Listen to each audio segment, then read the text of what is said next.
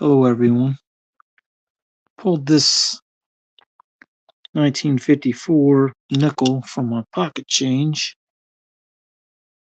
and on these older ones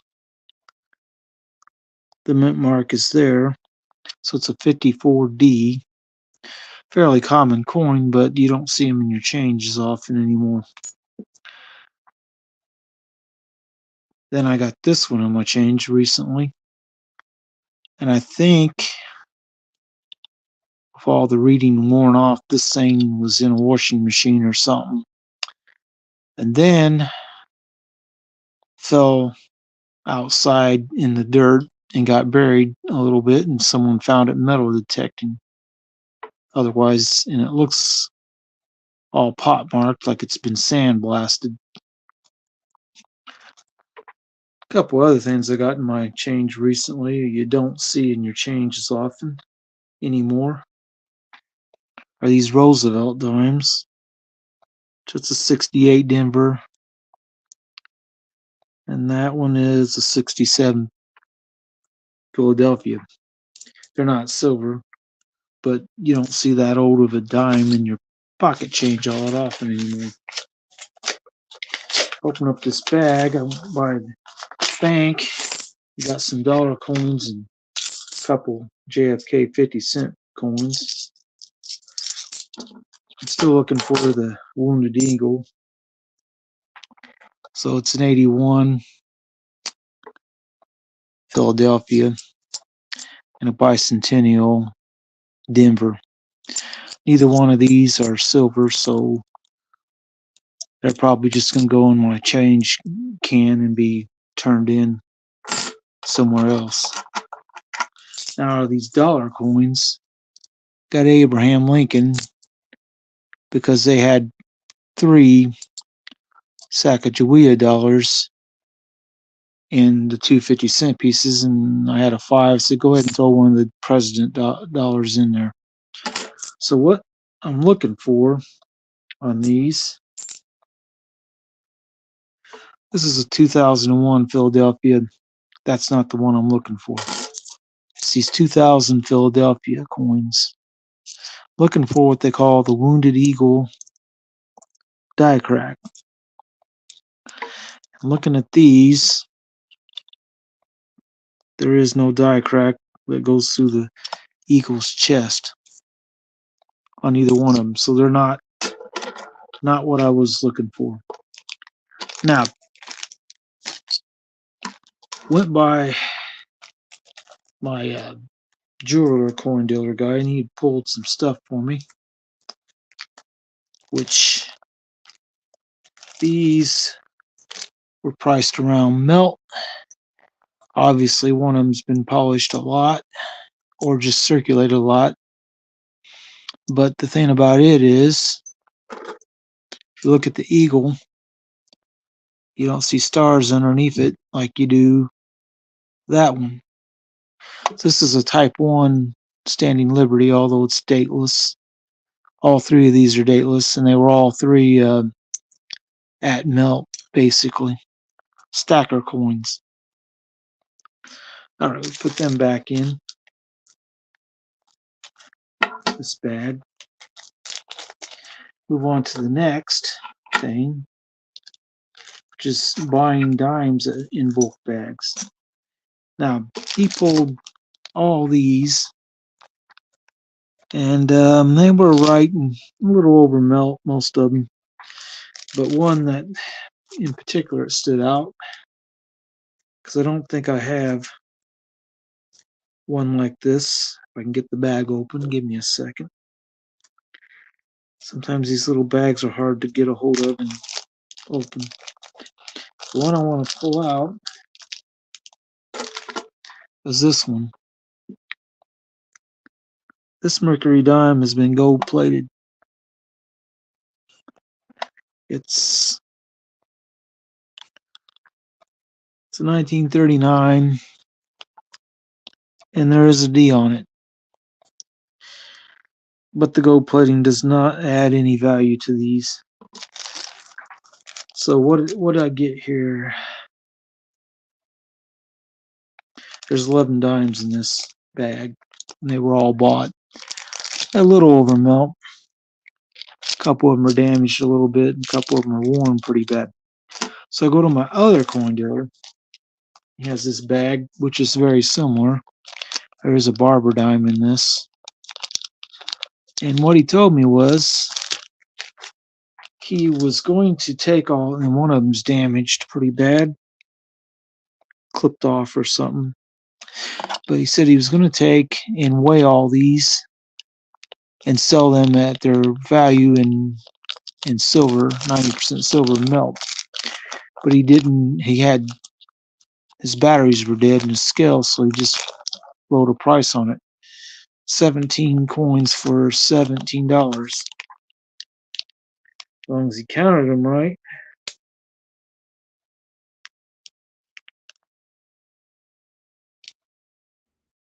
Looks like 17 to me. So I got them under melt. And sometimes when you're buying bulk, you can get lucky like this. He said he didn't think it'd be happening again. But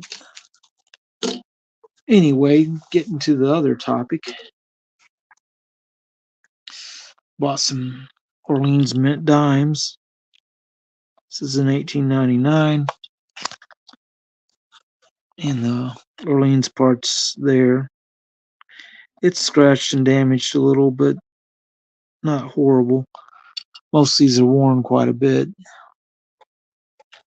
Then I also picked up this 1900, which was a little bit better date and costs a little more. Probably a little bit lower mintage. I can pull my red book out and look. I'm assuming it is, since it was more than twice the 1899 one.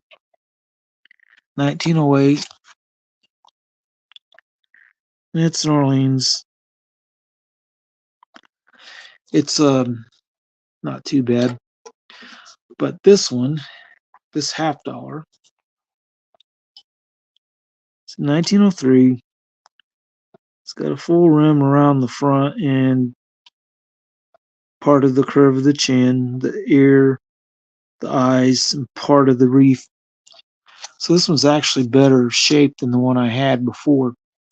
The only real problem with this one is it's got a little ding right there, but looking around, you can read what's in the little ribbon. You can see it's Orleans Mint. You can see it's got a solid rim all the way around, which would probably throw this around good 6, maybe even good 8. And probably not very good though, because it doesn't have any of the Liberty visible on the, up here. Right up above the eye, there's Liberty, and it's worn off on this. Now let's get to a different point. Sometimes when you go to your coin dealer and he's got massive piles of stuff, and I do mean massive, he had lots of bulk. He had this. It's 1888 with a hunk damage up here. Part of it's clipped off. As is damaged for $20. Melt on these recently has been right around 18, 17 something to 18. It's an Orleans Mint. And I'm like, that's not a bad price, even though it's damaged. So I'm going to buy something like this pretty much anytime he has them that cheap, because you go on the online dealers and look for worse than coal, because this is damaged, it'd be worse than coal. Morgan dollars, they are like, APMEX has them for $24.99, no limit. Buy as many as you want. And just coal is $1 more. So this is quite a bit under what the online dealers were selling Morgan dollars that are coal, beat up. Now he had a couple bags for $18 a piece. A bag of peace dollars. There was 5 of them in it, but he let me pick one out. This one is a 1934. It's damaged, scratched, and stuff. But It's the 34S. And these in mint state is a very expensive coin. Not like this. This one's scratched, gouged, dinged up on the rim. But it's still, for $18 if you bought 5 of them like this. The other ones, a couple of them had holes drilled in them and stuff. So he let me pick one, and I had to pay an extra $1 to pick. But I'm like, $19 isn't too bad for a silver dollar. You can't buy them that cheap online, generally. Then he had this. It's 1901. It's scratched up pretty bad, gouged. It is Orleans mint, though. Other than the scratches, it's not too bad. It is worn, but for $19, is the damage worse than the 1888? You be the judge. This has got part of the coin gouged out. This has just got gouges on the surface mainly, a little bit on the rim. So would you have bought something like that is the question. And I'm like, I would, because I like Morgan dollars and even peace dollars. Now, if you can keep it balanced on your finger, you can hear the ping. Something you can do when they're loose like this is ping them. If it's not actual silver, which there are fakes, then it won't sound like this. Because silver rings 90% anyway quite well. It's really easy to ping dollar ones or halves because they're big enough. Now, if you have an Ike dollar and you're wondering what it sounds like in comparison, I can kind of give you a demonstration. This is not a silver one. You can tell a huge difference between what it sounds like and what the Morgan dollar sounds like. So anyway, it's pretty much what I got to talk about. However, I did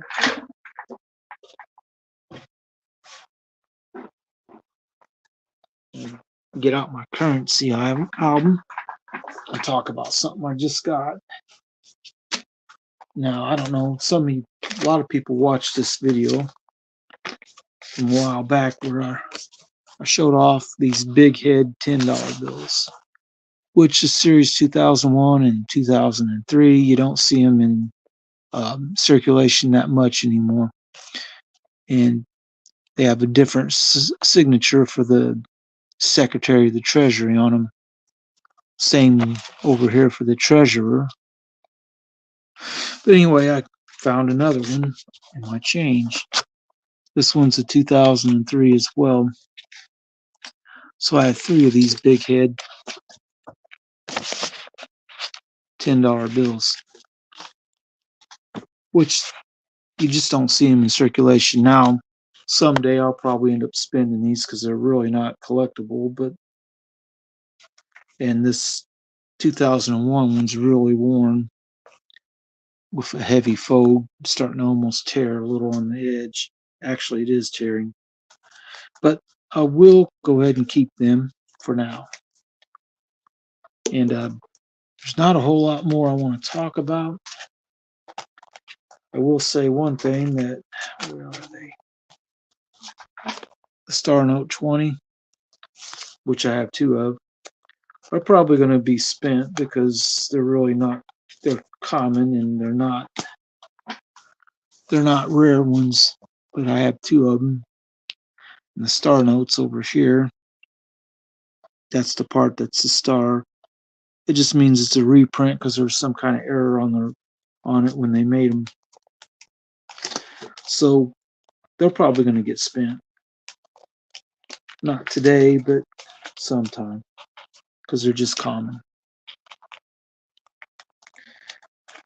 And then this particular $10 bill, it's a series 85. A lot of people watched the video for this one. Hello, Metal Matt. I guess that's matte, unless it's supposed to be matte, which I don't know. But hello, Bottle Top Bandit. Picked up a couple a piece and a Morgan dollar that are damaged for way under what you can buy them online. It's matte. Okay. Metal matte. Awesome. And for Bottle Top Bandit, if you wasn't watching, I got this 1888 damaged Morgan dollar for $20, and it's gouged here. But I'm probably going to go ahead and keep this one in the card just because it is.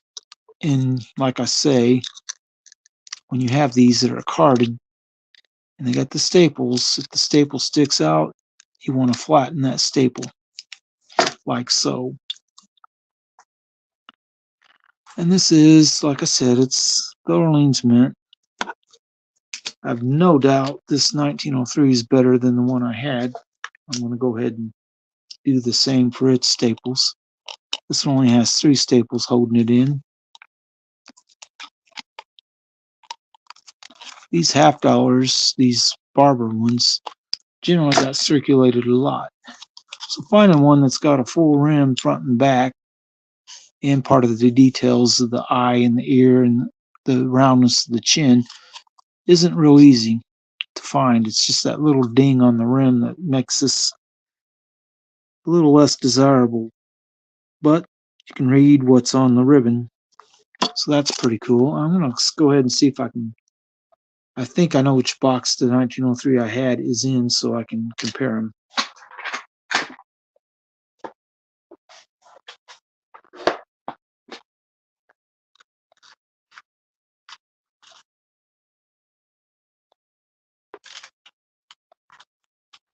Yep.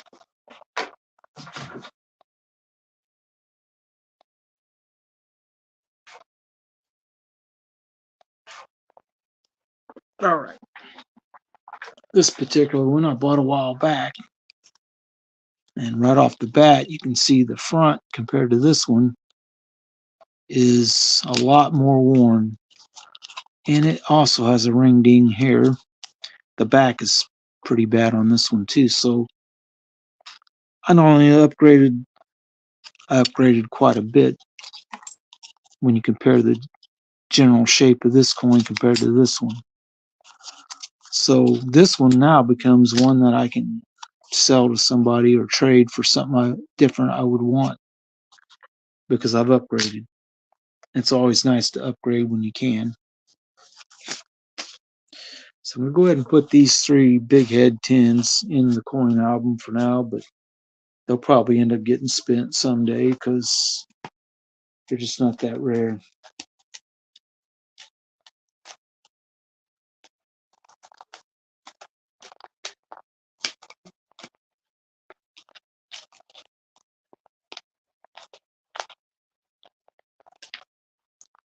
Sometimes these coin currency album things aren't super easy to get the money to slide in, especially if you start sliding in more than one bill in per slot. If you don't get them centered very well, they're kind of hard to do too. But they're in there now. But sure is a lot of ones on that bill. That's the only reason why I kept this one for now. It's one off of being a binary note. But I have a few star note ones and $1 ones in this that are common. But with being a $1, you don't have as much in it. So I can save them and just keep them because it's not like I'm holding back something real valuable or not real valuable, but high face amount that I could spend on something else I need. But got this little coin currency album for a couple of dollars. And it kind of keeps all that handy.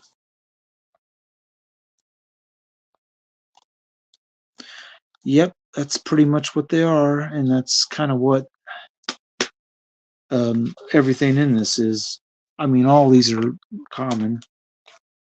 There's 2 20 star notes. This Series 8510, which is starting to get pretty old. And then this particular one in the front sleeve is just one off of being a binary. That damn 5. If it'd been a 4 or a 9, we'd have a binary. And if it'd been a 4, it would have been a radar binary. It's kind of neat. And I just found in my change what these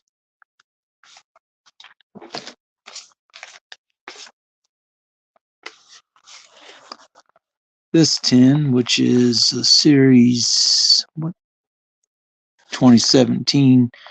What did I save this? Must have been the 7s. I know someone likes to collect 7s. Otherwise, I don't know. That one will probably just get spent right away. This 20, though, is kind of neat, where it starts with 3 5s and ends with 2. But it's something that's going to be, it's not really collectible. But this particular tin is a lot like that other one in my album, or the one in my album. Only this time it's the 4. So it's 224 55 252. So if it had been a 2 or a 5, this would have been a binary note. It's kind of circulated and folded quite a bit, so it's really not real collectible. And none of the rest of these are anything too interesting. They just got 7s on them, and I have a friend I work with that likes bills with 7s, and she said she would like to have these, so I'm going to go ahead and give them to her. Well, she's going to give me 3 1s back, but anyway, it's pretty much covering all I had to talk about for now. But this particular tin, it's 3 7s. They're spread out. I'll probably just end up spinning it, but I will have what I call the courtesy to ask her if she would like that tin as well. But who knows? But for me, what really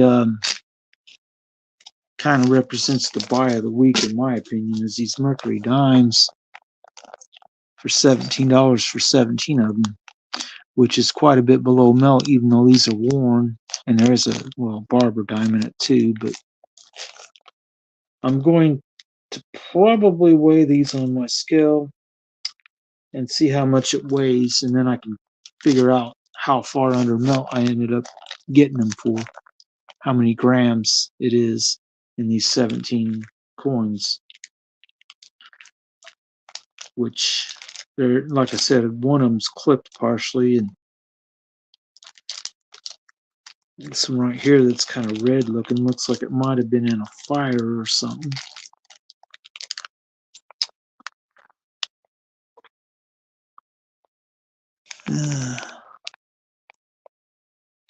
It's kind of messed up. Is that a Roosevelt by chance?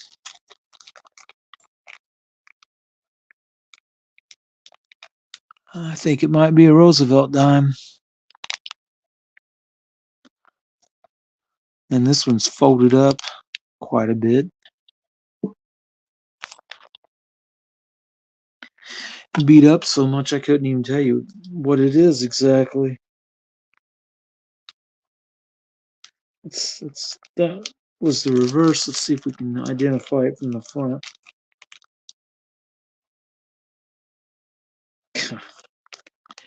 This one's mangled really bad. Not only is it bent, it's scratched up, and I have no idea what it.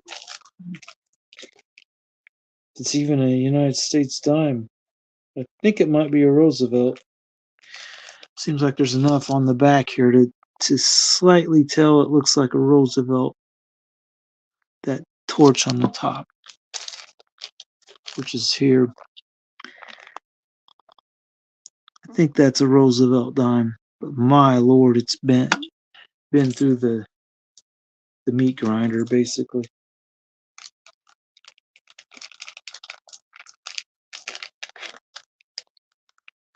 This one's partially flattened. It's no longer a perfect circle.